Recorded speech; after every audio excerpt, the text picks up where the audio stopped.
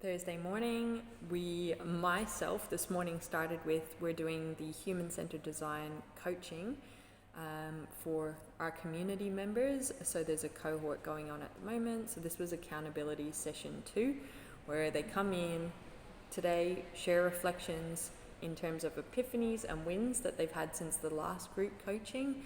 And then we go into what burning questions do they have and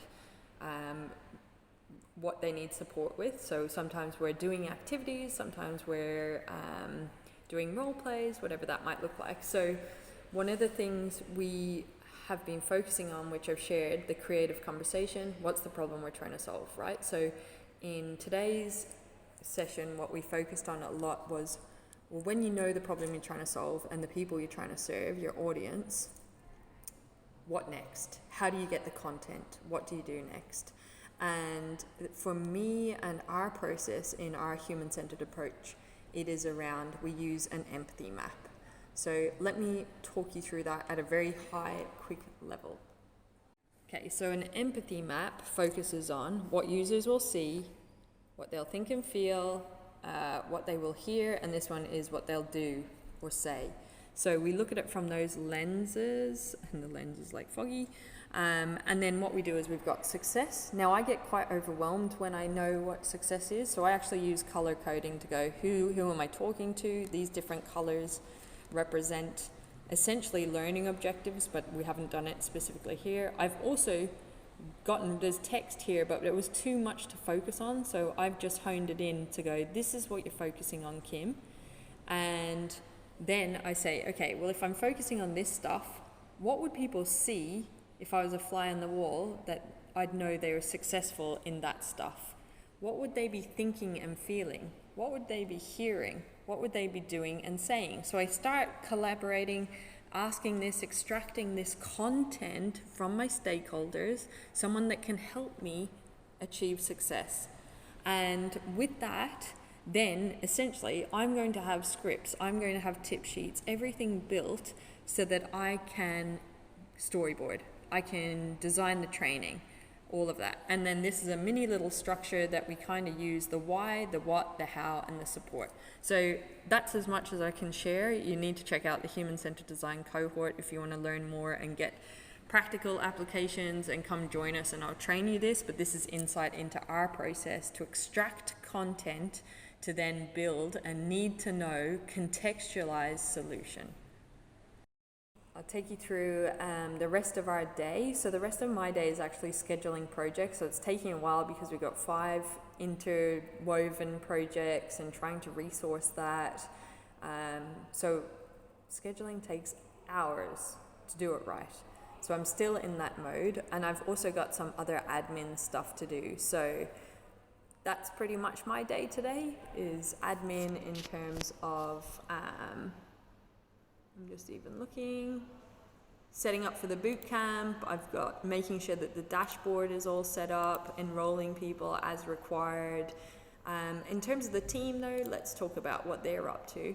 So I'd say for me today, it's working on the business a bit more and not as client focused, because I'm at that project management sort of phase because we're so early in things. The girls have moved into execution. So for the client project with the stakeholders, what Hannah is doing, if you looked at the previous vlogs, she's been info mapping, done the insights report. Now she's into creation mode.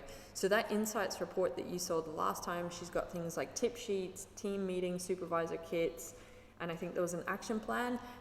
They're the first three solutions she's moving forward with and designing content for. So what are the specific scripts? What are the questions in the action plan? What does that look like? So Hannah is focusing on that all day today. And Vic is building on, you looked at the brainstorming for the look and feel in one of the previous vlogs. Vic is actually using one of Hannah's draft resources that she's doing in the instructional design phase. She is designing based on the first draft of the look and feel. She's applying that look and feel to a real draft of content so that we're preparing it for the first look for the client. So they're full day tasks, so they'll both be working on that. They might sense check in with me. Unlikely that Hannah will, because she is in execution mode. Her task continues on to tomorrow. And she's pretty, like, she knows what she needs to do, so she's asked her questions and all that, won't need to check in. So she'll be working solo. Vic is likely to check in, because with look and feels and creative things, you do need a sense check, you need a different perspective.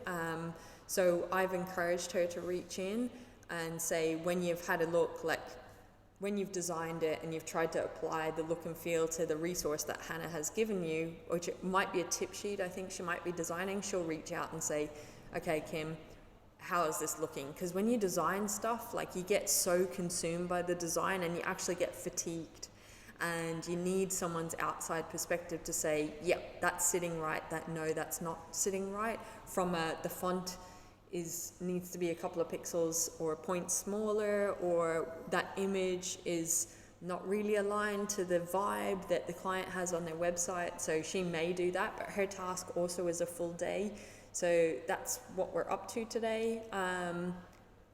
Not really any other insights or tips to share on that perspective, actually.